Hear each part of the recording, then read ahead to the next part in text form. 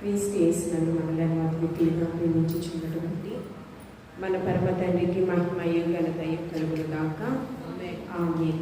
ఇంకా దినాన స్త్రీల ఆరాధనలో మనము మన బిడ్డలు మన మాట వినకపోతే మనకి చాలా బాధ అనిపిస్తూ తల్లిదండ్రుల మాటలు లోబడుతున్నటువంటి వారిని చూపించి వారిని చూసి నేర్చుకో అంటారు. లేకపోతే విద్యా బుద్ధుల ఎందు చక్కగా చదువుకోకపోతే మంచి మార్క్స్ రాకపోతే ఒకవేళ ఫెయిల్ అయినట్లయితే వాళ్ళు అలాగే కష్టపడి చదివిస్తున్నారు, వారెందుకు ప్రయోజకులు అవుతున్నారు, మీరెందుకు అవడం లేదు. ఎగ్జాంపుల్గా చూపిస్తాం. టీచర్స్ కూడా స్టూడెంట్స్ని ఒకరికొకరు కంపారిజన్ చేస్తూ ఉంటారు. అలా తల్లిదండ్రులకు కుటుంబంలో ఉన్నటువంటి కుమారులకు వివాహాలు అయింది, వారికి బిడ్డలు పుట్టారు. అయితే బిడ్డలున్న వారంతటి వాళ్ళుగా ఎదిగినా కూడా ఆ పిల్లలు సరిగ్గా మాటినకు రెస్పాండ్ అవ్వకపోయినా, లేకపోతే వాళ్ళకి ఇవ్వాల్సిన ప్రాముఖ్యత ఇవ్వకపోయినా ఆ పేరెంట్స్ ఏం చేస్తారు, వాళ్ళ ఏజ్ ఉన్నటువంటి వ్యక్తులను చూపిస్తారు. అంతేగాని వాళ్ళకంటే చిన్న వ్యక్తులను చూసి నేర్చుకోమని అయితే చెప్పరు కదా. పద్ధతులు మన ఏజ్ వాళ్ళని చూపించి వాళ్ళు చూడు ఎంత మంచిగా ఉంటున్నారో, దేవునిలో ఎదుగుతున్నారు, ఆధ్యాత్మిక చింతన కలిగి ఉంటున్నారు. అంతేకాకుండా లోకరీతిగా ప్రతి ఒక్క విషయాలలో ఒక లౌక్యం కలిగి వాళ్ళు ఉంటున్నారని చెప్తారు. బైబిల్ ఏం చెప్తుందంటే క్రీస్తుకు పూర్వము 1000 సంవత్సరముల క్రిందట మహా జ్ఞానవంతుడు, బుద్ధియు జ్ఞానము సర్వసంపదలు ఆయనదే గుప్తమైన నాకు కావాలి అని జ్ఞానాన్ని ఆశించినటువంటి జ్ఞానవంతుడు, జ్ఞాని అయినటువంటి సలోమాను గారు అంటూ ఉన్నారు. సామెతల గ్రంథము 6వ అధ్యాయము 6వ వచనంలో మనం చూస్తూ ఉన్నప్పుడు, సోమరి చీమల యొద్దకు వెళ్ళము. ఎవరి దగ్గరికి వెళ్ళమంటున్నాడు? చీమలకి జ్ఞానం అయితే ఉండొచ్చు, కానీ నేల మట్టి నుంచి మనిషిని నిర్మించి జీవవాయువును ప్రవేశపెట్టింది చీమలో కాదు. ఎవరిలో ప్రవేశపెట్టారు? ఆయన పోలికలో ఆయన స్వరూప్యమందు నిర్మించుకున్న మనలో జీవవాయువును ప్రవేశపెట్టాడు నరుడు జీవాత్మ ఆయన.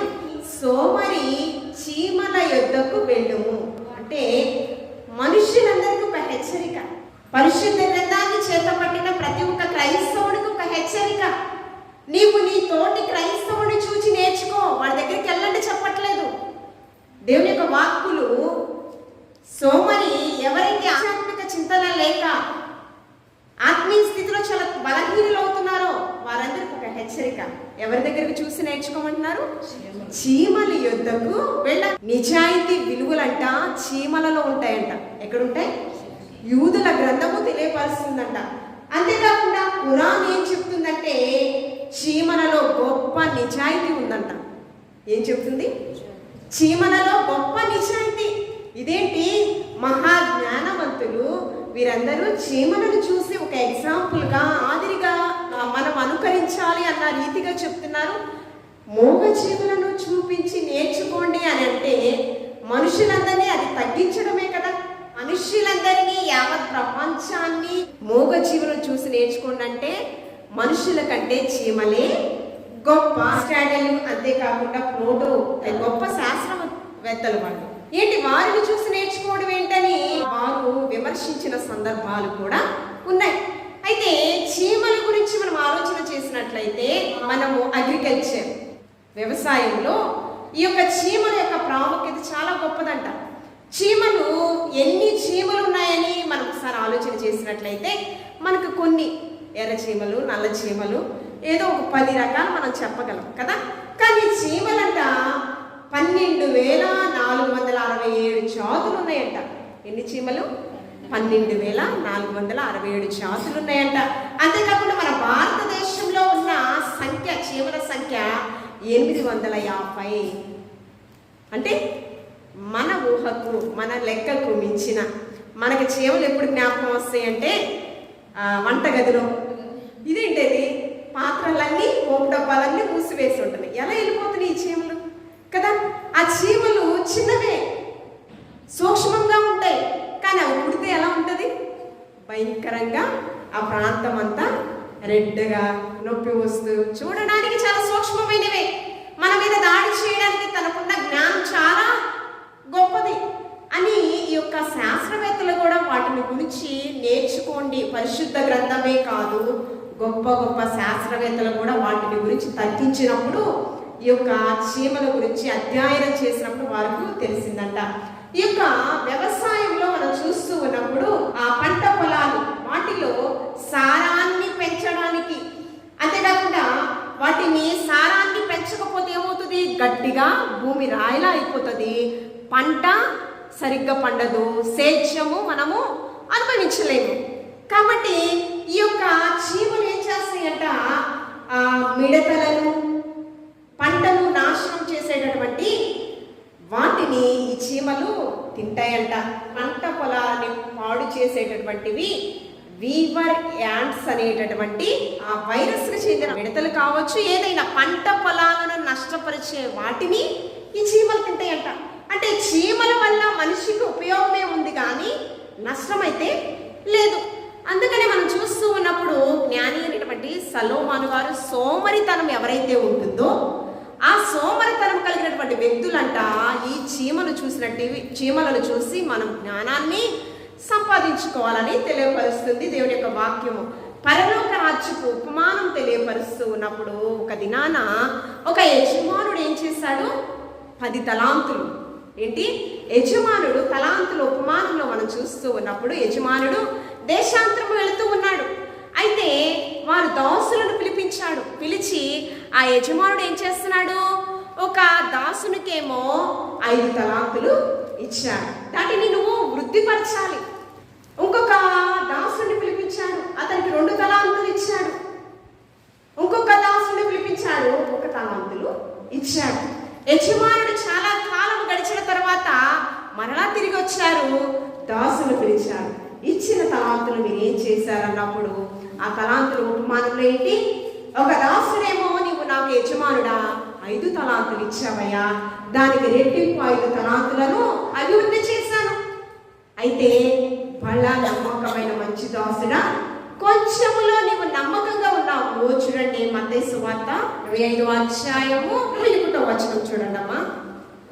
బలా నమ్మకమైన మంచి దాసుడా, నీవు కొంచెములో నమ్మకంగా ఉంటేవి, నిన్ను అనేకమైన వాటి మీద నియమించేదను, నిన్ను నీ యజమానుని సంతోషంలో పాలు పొందుదువని అతనితో చెప్పాను. ఏంటంటే అనేకమైన వాటి మీద అధికారిగా ఉంచడమే కాదండి, యజమానుడు సంతోషించే ప్రతి ఒక్క విషయంలో ఎవరు పాలు పొందుతారంట, తన దాసుడు నమ్మకత్వాన్ని కనపరిచాడు గనుక, ఆ తలాంతులను అభివృద్ధి చేసుకున్నాడు గనుక, యజమానుడు మాటకు లోబడ్డాడు గనుక తన సంతోషంలో తనను కూడా పాలి భాగస్థుడిగా చేశాడు. 2 తలాంతుల అభివృద్ధి పరిచినటువంటి వ్యక్తిని కూడా అదే విధంగా ఆశీర్వదించాడు. చూడండి 23వ వచనం. అతని యజమానుడు, బలా నమ్మకమైన మంచి దాసుడా, నీవు కొంచెములో నమ్మకం ఉంటుంది కనుక అనేకమైన వాటి మీద నియమించెదను, నీ యజమానుని సంతోషంలో కూడా నీవు పాలి భాగస్థుడు అవుతావు. ఏంటండి, 5 తలాంతులను అభివృద్ధి పరిచిన వ్యక్తిని ఒకే విధంగా ఆశీర్వదించాడు. 2 తలాంతులను అభివృద్ధి పరిచిన వ్యక్తిని ఒకే విధంగా ఆశీర్వదించాడు. 1 తలాంతులు ఇచ్చినటువంటి వ్యక్తి అతను ఎలా మాట్లాడుతున్నాడంటే, యజమానుడేమో బాగా ఆస్తిపరుడు కదా, చాలా ధనవంతుడు కదా, అజ్ఞానంతో ఏం ఆలోచిస్తున్నాడు, మనకి భారమంతా పెట్టాడు, వారికి ఉన్నటువంటి ఐశ్వర్యాన్ని అభివృద్ధి పరచాలనేటటువంటి దురాలోచనతో ఈ యొక్క తలాంతులను మాకిచ్చాడు అనేటటువంటి అజ్ఞానంతో ఆలోచించాడు. 20 నాకు ఎందుకు సరిగ్గా కనిపించట్లేదమ్మా, మధ్య 24వ వచనం చూడండి. తరువాత 1 తలాంతులు తీసుకుని వాడును వచ్చి, అయ్యా నీవు విత్తని చోట పోయి వాడును, చల్లని చోట పంట కూర్చుకొని వాడువై కఠినుడు అని నేను ఎరుగుతును. ఎలా కనిపిస్తున్నాడండి, ఏంటండి, ఫ్రీగా వస్తే కదా, ఉచితంగా. ఇప్పుడు ఆఫర్స్ పెడితే మనకి ఎలా ఉంటుంది, ఆఫర్స్ పెడితే ఒకటి కొంటే ఒకటి ఫ్రీ, కానీ అవి బ్రాండెడ్ కాదని మనకి తెలుసు, అయినా ఉచితంగా వచ్చింది కదా అని ఆశ కలుగుతూ ఉంటుంది. ఏమంటున్నాడంట, అజ్ఞానంతో నా యజమానుడు నన్ను బట్టి బాగుపడాలని దురాలోచనతో ఉన్నాడు. విత్తనాలు చల్లకపోతే వ్యవసాయము వస్తుందా, పంట వస్తుందా, పంటలో మొలకలు వస్తాయా,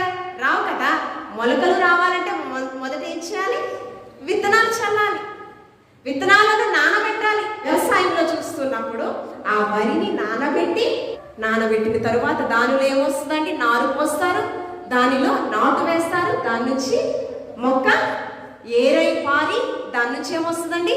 విత్తనము అభివృద్ధి చెందుతుంది. ఇతను ఏమంటున్నాడు? విత్తనాలు చల్లకుండానే నువ్వేం చేస్తావంట? ఆశపడతావు, నువ్వు ఫలాన్ని ఆశిస్తావు. భారం అంతా మా మీద మోసి నువ్వేం చేస్తావంటే మా నుంచి నువ్వు అభివృద్ధి పొందాలని ఆశించే కఠినాత్ముడివి అన్నట్లు ఆ లేఖనము తెలియపరుస్తుంది. అప్పుడు యజమానుడు ఏమన్నాడో తెలుసా? 26వ వచనం.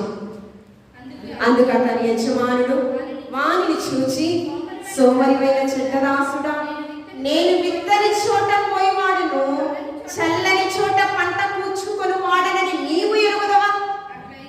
ఏమండి అంటే అంత అజ్ఞానంతో నీవు ఆలోచించావు. నేనేంటో నీకు తెలుసా అసలు? ఏమండి దాని అర్థం అంతే కదా, అక్కడ క్వశ్చన్ మార్క్ ఉంది కదా. నీవు అలా ఎరుగుచూ ఉన్నావా? నా గురించి నీకు అసలు తెలుసా? నా గురించి నీకు సరైన అవగాహన ఉందా అన్నట్లు ఆ మాటలో కనిపిస్తుంది. తర్వాత అట్లయితే నీవు నా సొమ్ము సాకుకారుల యొద్ద ఉంచవలసి ఉండను, నేను వచ్చి వడ్డీతో కూడా నా సొమ్ము తీసుకొని ఉందినే అని చెప్పి ఆ తలాంతులను వాని యొద్ద నుండి తీసివేసి 10 తలాంతులు గలవానికి ఇయ్యుడి అని చెప్పాను. తరువాత 29వ వచనం. కలిగిన ప్రతి వానికి ఇయ్యబడును, అతనికి సమృద్ధి కలుగును, లేని వాని యొద్ద నుండి వాని కలిగినదియు తీసివేయబడును, మరియు పనికి మాలిన దాసుని వెలుపటి చీకటిలోనికి ఏం చేశారు? ఎంత జ్ఞానంతో ఆలోచించిన ఈ దాసుని ఏం చేశాయంట? వెలుపటి చీకటి గదిలోకి, చీకటి నరకానికి సాదృశ్యంగా కనిపిస్తుంది. అక్కడ ఏడుపును పండ్లు కొరుకుటయు ఉండునెను. 18వ వచనం. ఒక తలాంతు తీసుకుని వాడు వెళ్ళి భూమి త్రవ్వి తన యజమానుని సొమ్ము దాచిపెట్టెను. మరలా అతను వచ్చిన తర్వాత అతని మీద నేరారోపణ చేసి ఏం చేశాడంట? దాచిపెట్టిన తలాంతులను అభివృద్ధి చేయకుండా అతనికి ఇచ్చాడు. అయితే అందుకని ఆ సోమరి వలె మీరు జీవించొద్దు అని ఒక హెచ్చరికగా తెలియపరుస్తుంది. 26వ వచనం. సోమరివైన చెడ్డదాసుడా. ఏం తెలియపరుస్తుంది? సోమరివైన చెడ్డదాసుడు ఎక్కడికి వెళ్ళాడు? నరకానికి వెళ్ళాడు. చెడ్డదాసుడుకు మొట్టమొదటికి ఏముంది? సోమరితనం ఉంది. అతడు కష్టపడలేడు, అతడు పని చేయలేడు, పైపెచ్చు యజమానునే తీర్పు తీర్చేటటువంటి స్వభావం అతనిలో కనిపిస్తుంది. అందుకని అతడు ఏం పొందుకున్నాడు? నరకము కదండి. భయంకరమైన వేదనతో కూడినటువంటి జీవితము. కష్టపడినటువంటి వ్యక్తికి ఏముంటాయి అనేది మనం ఒకసారి ఆలోచన చేసినట్లయితే సామెతల గ్రంథము 15వ అధ్యాయం 19వ వచనం. సోమరి మార్గం ఎలా ఉంటుందండి? ముళ్ళకచ్చ. రాజ మార్గం. సోమరి మార్గం ఎలా ఉంటుందంట? పోతూ పోతూ మార్గం మంచి మార్గంలో వెళ్ళడానికి ఇష్టపడతామా? అది వాహనమైన కాలి నడకైనా. ఏమండి వాహనం అయితే ముళ్ళ ఖర్చులో వెళ్తే ఏమవుతుందండి? టైర్లు పంచర్ పడిపోతాయి. లేకపోతే మన ముళ్ళ ఖర్చులో నడుస్తుంటే మన చెప్పుల్లో ముళ్ళు గుచ్చుకుంటాయి, అది మన శరీరాన్ని రెండు కూడా గాయపరుస్తాయి. ఏదైనా నష్టమే. ఆకొచ్చి ముళ్ళు మీద పడ్డా, ముళ్ళు వచ్చి ఆకు మీద పడ్డా, ఈ సామెత ఉంటుంది కదా, నిజమే కదా, మనకే నష్టం. వీళ్ళు ఎలాంటి అంటే వీళ్ళ ప్రవర్తన, వీళ్ళ జీవన విధానం ఎలా ఉంటుందంటే వాళ్ళ మార్గం అంట ముళ్ళ ఖర్చు అంట. యథార్థవంతుల మార్గం ఒక రాజ్య మార్గం అంట. అంతేకాకుండా చూడండి 19వ అధ్యాయం 15వ వచనం. సోమరివాడు దాంట్లో 19వ అధ్యాయం 15వ వచనం.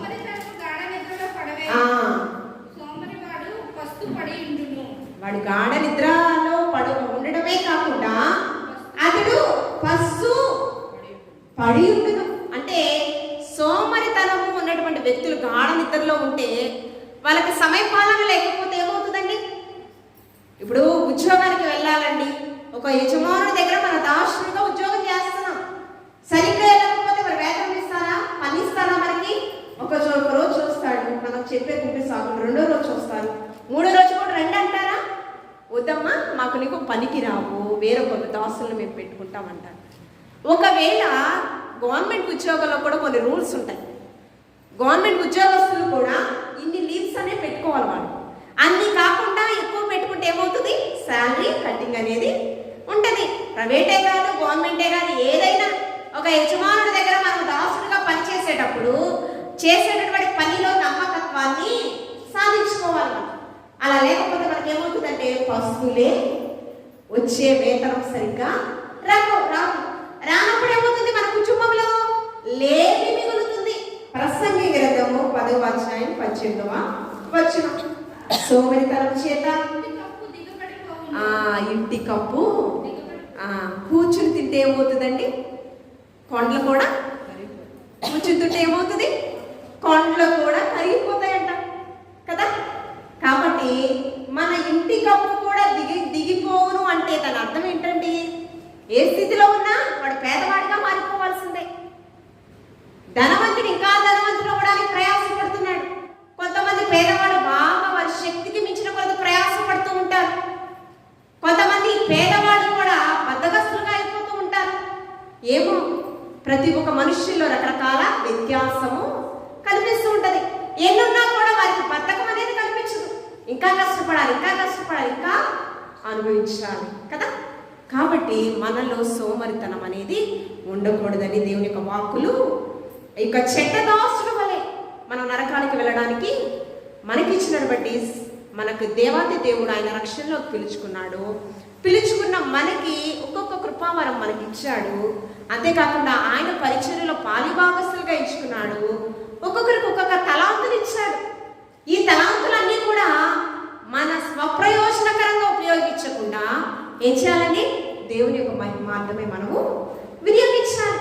వినియోగించుకుంటే మనకు వచ్చే సాక్ష్యం ఏంటంటే, బలా నమ్మకమైన మంచి దాసుడా, నీవు కొంచెంలో నమ్మకం ఉన్నావు. నమ్మకమైన దాసుడా అనే సాక్ష్యమే కాదండి, నా సంతోషంలో నీవు కూడా, నా ఆస్తిలో నీవు కూడా పాలిభాగస్తుడు అవుతావు, నా సంతోషంలో కూడా నువ్వు పాలిభాగస్తుడు అవుతాడు. మనము కూడా దేవునితో సంతోషంలో పాలిభాగస్తుడు. సంతోషం అనేది, సంతోష వస్త్రము మనకు బహుకరించాలని దేవదేవుడు ఆశపడుచు ఉన్నాడు. సంతోషం ఇక మందు లేదు కానీ పరమందు అయితే ఉంది. శాశ్వతమైన ఆనందం, నిత్య సుఖములు అక్కడ ఉన్నాయి. ఆ సంతోషంలో మనం కూడా పాలిభాగస్తులు ఉండాలని దేవదేవుడు ఆశపడుచు ఉన్నాడు. సోమరి చీమల యుద్ధకు వెళ్ళు. ఒకసారి వాక్య గ్రంథం మనం చూద్దాం. చీమ నుంచి చిన్న వివరణ మనం తెలుసుకుందాం. చూడండి, సామెతల గ్రంథము 16వ అధ్యాయము 6 నుంచి 10 వచనాలు మనం చూస్తూ ఉన్నప్పుడు 11 వచనాలు కూడా, ఒక నిమిషం అమ్మా. సోమరి చీమల యుద్ధకు వెళ్ళు. మనము సోమరి పోతులుగా ఉండకుండా ఉండాలి అంటే ఎవరి దగ్గరికి వెళ్ళాలంట, మహా జ్ఞానవంతుల దగ్గరికి వెళ్ళవలసిన అవసరం లేదు. నీవు నన్ను స్తుతించకపోతే రాళ్లలో జీవాన్ని నేను ఉంచుతాను, రాళ్ళు నన్ను స్తుతిస్తాయి అంటూ ఉన్నాడు. అంతేకాకుండా కాకి చూస్తూ ఉన్నప్పుడు అవిశ్వాసానికి సాదృశ్యంగా ఉంది. కాకిని ఈ యొక్క నోవాహు పడవలో నుంచి పంపించి బయట ప్రపంచం ఎలా ఉందో ఒకసారి కనుగొనమని పంపించినప్పుడు అవిశ్వాసి కదా, తిరిగి రాలేదు కదా. కానీ ఈ కాకే కాకోలములతో ఎలీషా దైవజనుడికి ఆహారము పంపించిన దేవుడు. అంటే మూగ జీవులతో మనకు నేర్పించే ఆత్మీయ పాఠాలు అనేకమైన కనిపిస్తూ ఉన్నాయి. మనం గొప్ప గొప్ప జ్ఞానవంతులు అనుకుంటున్నాము. సూక్ష్మముగా కనిపించేటటువంటి చీమ నుంచి మనం ఈ దినాన దేవాది దేవుడు మనతో మన ఆత్మీయ నేత్రాలు వెలిగించాలని ఆశపడుచున్నాను. ఎక్కడికి వెళ్ళాలి? సోమరి చీమల యుద్ధకు వెలుగు, వాటి నడత కనిపెట్టి జ్ఞానము తెచ్చుకుని. చీమలకు ఉన్నటువంటి జ్ఞానము మనకి లేదు అని పరిశుద్ధ గ్రంథము మనకి తెలియపరుస్తుంది. చీమలకి ఎంత జ్ఞానం ఉందనేది మనం ఒకసారి ఆలోచన చేసినట్లయితే చూడండి, పరిశుద్ధ గ్రంథములో చీమలకి సిద్ధపాటు అనేది చాలా ఎక్కువగా కనిపిస్తుంది. ఇదేం చేస్తుందంట, వాటికి న్యాయాధిపతి లేకుండాను, ఆ 7వ వచనం, పై విచారణకర్త లేకుండాను, అధిపతి లేకుండాను అవి వేసవి కాలమందు ఆహారము సిద్ధపరుస్తుందంట. వేసవి కాలం అంటే ఏంటి? ఎండాకాలం. ఎండాకాలం తర్వాత ఏమొస్తుంది? వర్షాకాలం కదా.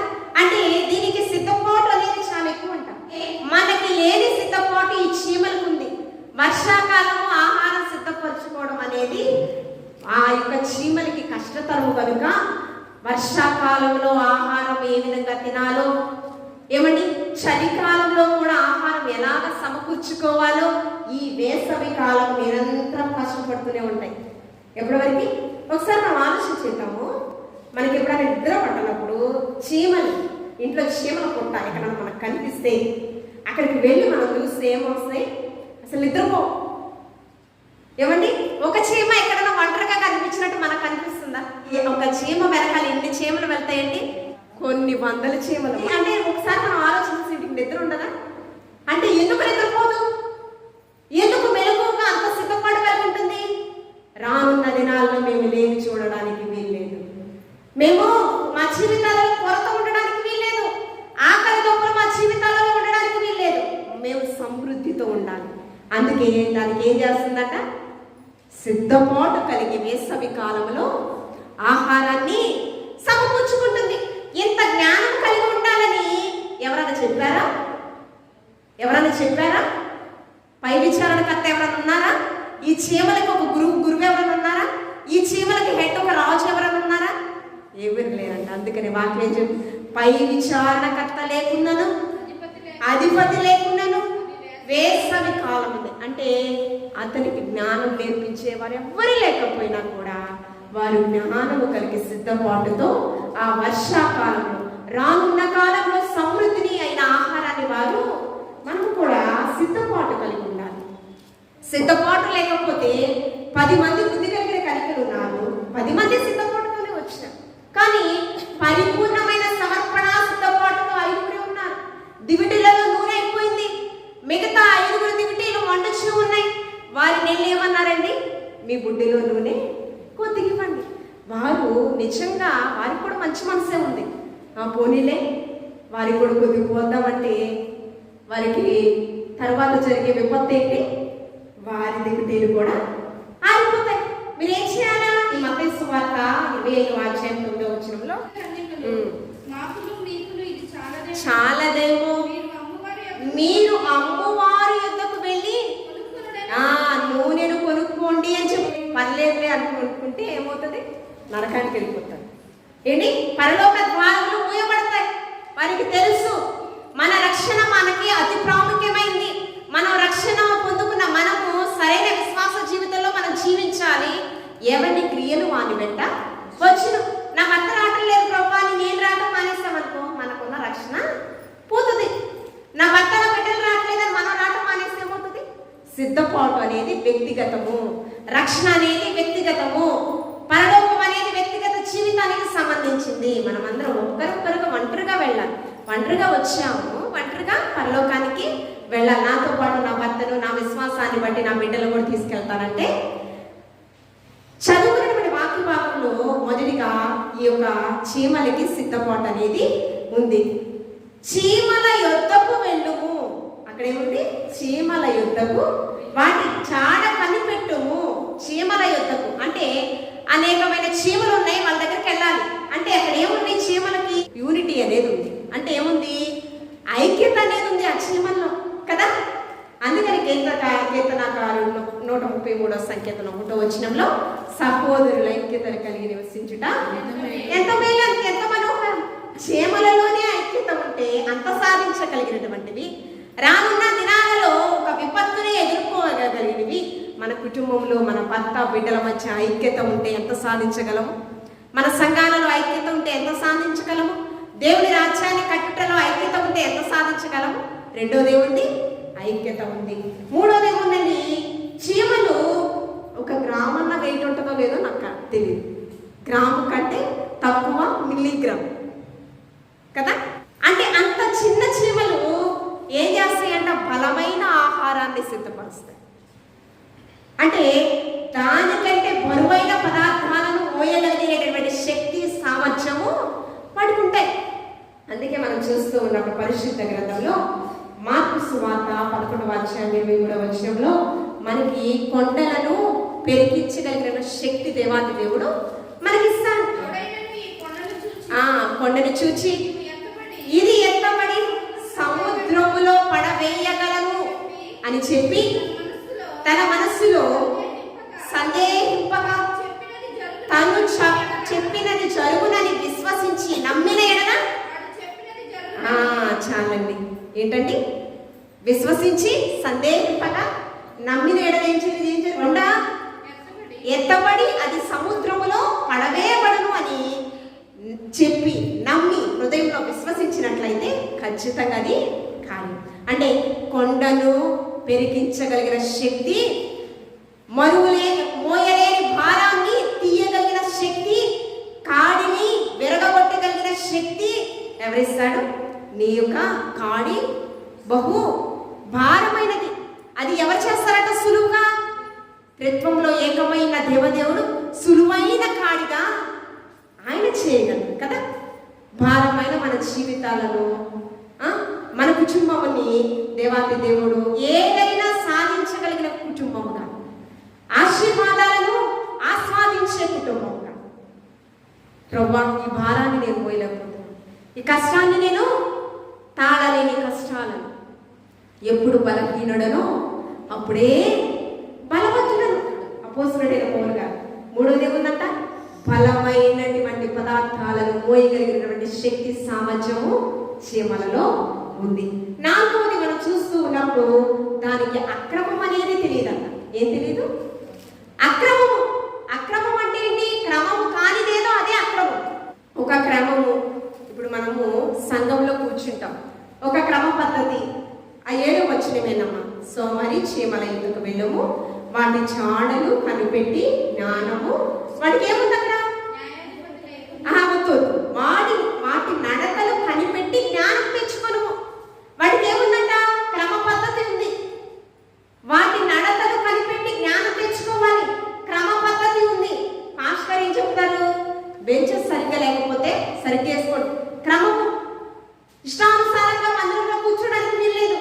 అదే పిల్లలు కూడా స్కూల్స్కి వెళ్ళినప్పుడు ఆ స్కూల్లో ప్రాంగణంలో కూడా సరిగ్గా ఒక క్రమంలో కూర్చోవాలి. ఏమండి? అసెంబ్లీలో కూడా ఒక క్రమముగా నిలబడాలి. ప్రతి ఒక్క దానికి ఒక క్రమం ఉంది. మన జీవన విధానంలో కూడా జీవించడానికి కూడా ఒక క్రమ పద్ధతి ఉంది. ఆ క్రమాన్ని తప్పి అక్రమంగా ప్రవర్తిస్తే, అక్రమము చేయవాళ్ళారా నా నుండి దూరముగా వెళ్ళకుండి అని దేవాది దేవుడు వాక్యంలో హెచ్చరిస్తాడు. మన జీవితంలో క్రమం ఉండాలి, మన కుటుంబంలో క్రమం ఉండాలి, మన వ్యక్తిగత జీవితంలో క్రమం ఉండాలి. క్రమం అంటే ఏంటి? ఉదయకాల నైవేద్యము. ఉదయకాలంలో ఏం చేయాలి? క్రమ పద్ధతిలో ప్రార్థనా జీవితం. తర్వాతే మన దినచర్య ప్రారంభించాలి. దినచర్య ప్రారంభించే ముందు మొదలెచ్చామనే ఇక పరమగీతాలు ఏముంది? నీళ్లు కుమ్మరించినట్లు కన్నీటితో దేవుని పాదాలు మనము కడగాలంట. అది క్రమము. ప్రార్థనా జీవితము లేకుండా మన జీవన విధానము కొనసాగించుకోండి. 4వది ఏముందంట? క్రమం. 5వది ఏముందండి? చురుకుగా. చీమలకి ఏముంది? చురుకుతనం ఉంది. ఈ చురుకుతనం గురించి సామెతల గ్రంథం 12వ అధ్యాయం 27వ వచనం. సోమరి వేటాడినను పట్టుకొనడు, చురుకుగా నుండుట గొప్ప భాగ్యము. సోమరి ఎంత కష్టపడ్డా కూడా ఫలితాన్ని ఆశించకపోతే వృధా కదా. మధ్య మధ్యలో బతకం వస్తూ ఉంటది కదా. కానీ మనకి చురుకుతనము, వివేచన, జ్ఞానం కలిగి ఉంటే వెనక శత్రువు తరుగుతూ ఉన్నప్పుడు కూడా మనం విషయాన్ని కైవసం చేసుకోగలం. అందుకని వివేచన కలిగినటువంటి స్త్రీలు, వివేకము కలిగినటువంటి స్త్రీలు, చురుకైన జ్ఞానం కలిగినటువంటి స్త్రీ. ఇర్మియా ప్రవక్త ఏం చెప్తున్నాడు? రోదన చేయి స్త్రీలు, అంగలార్చే స్త్రీలు. రానున్న దినాలలో ఎందుకు పిలవమంటున్నాడంటే వీధులలో పసిపిల్లలు లేకుండా చేయటము, రాజమార్గములలో యవనులు లేకుండా చేయటము అపవాది యొక్క టార్గెట్. అందుకు మనం ఏం చేయాలంట? చురుకుతనంతో వివేచన జ్ఞానం. ఎందుకు అలా పరిశుద్ధ గ్రంథం తెలియపరుస్తుంది? చురుకుగా మనం ఆలోచించాలి. రానున్న దినాలలో వచ్చే విపత్తును మనము ఎదుర్కోవాలి. మనకు చురుకుతనం లేకపోతే మన కుటుంబము బలహీనపరచబడుతుంది. మనకు ప్రతి ఒక్క క్రైస్తవ స్త్రీకి చురుకుతనం. పరిశుద్ధ గ్రంథం నుంచి మనము 5 చీమ నుంచి మనం నేర్చుకున్నాము. మనం సోమరిపోతుల్లా ఉండాలి అంటే, సోమరితనం మన జీవితంలో లేకుండా ఉండాలి అంటే చీమల వలె ఐక్యత ఉండాలి, చీమల వలె సిద్ధపాటు ఉండాలి, చీమల వలె చురుకుతనం ఉండాలి, చీమల ఉండాలి. ఐదోది ఏంటి? బలముగా, ధైర్యముగా బలహీనపరచు ఆత్మ మనకి ఇవ్వలేదు. ఇంద్రియ నిగ్రహము కలిగినటువంటి ఆత్మను దేవాది దేవుడు మనకి ఇచ్చాడు. కాబట్టి అలాంటి జీవితము కలిగి మనం ఉండాలని దేవుడి మాటలు మనందరి వెనుకల్లో బహుగా ఫలించి ఆశీర్వదించునుగాక. పరిశుద్ధుడ గరుడ గొప్ప దేవానికి వందనాలు. సజీవన వాక్కులతో మమ్మల్ని బలపరిచిన దేవా, అవును ప్రభువా, మేమందరం కూడా ఈ కంఠస్వరం ఎక్కడి వరకు వినబడుచున్నదో ప్రతి ఒక్క కుటుంబంలో సోబర్తనం లేకుండా అపవాది ఎవరి మృంగుదమాని గర్జించే సింహం వలె వచ్చి ఉంటుంది ప్రభా. అపవాది వదనములు ఎదిరించాలి అంటే సర్వాంగ కవచమైనటువంటి వాక్యమును మేము చేత పట్టుకుని ప్రభువా నీకు స్తోత్రము. చురుకుతనము కలిగి ప్రభువా ఈ యొక్క చీమ నుంచి మాకు నేర్పించిన ఆత్మీయ మర్మములతో కూడినటువంటి మాటలు ప్రభువా మేమందరము కూడా జ్ఞానమును పొందుకునే ప్రభువా నీకు స్తోత్రము. మా కుటుంబాన్ని, సంఘమును, సమాజం కొరకు ప్రభువా జ్ఞానముతో ప్రభువా మాకు ఇచ్చినటువంటి తలాంతులను సద్వినియోగపరుచుకుంటూ ప్రభువా నీకు స్తోత్రం. బలా నమ్మకమైన మంచి దాసుడా అనేటటువంటి సాక్ష్యము పొందుకున్నట్లు నా నోటి మాటలు మాదిరి హృదయించాను నీ దృష్టికి అంగీకారంగా చేసుకోవడం క్రీస్తు పరిశుద్ధ నామములో అడిగి వేడుకుని ప్రార్థించుచున్నాము తండ్రి. ఆమేన్.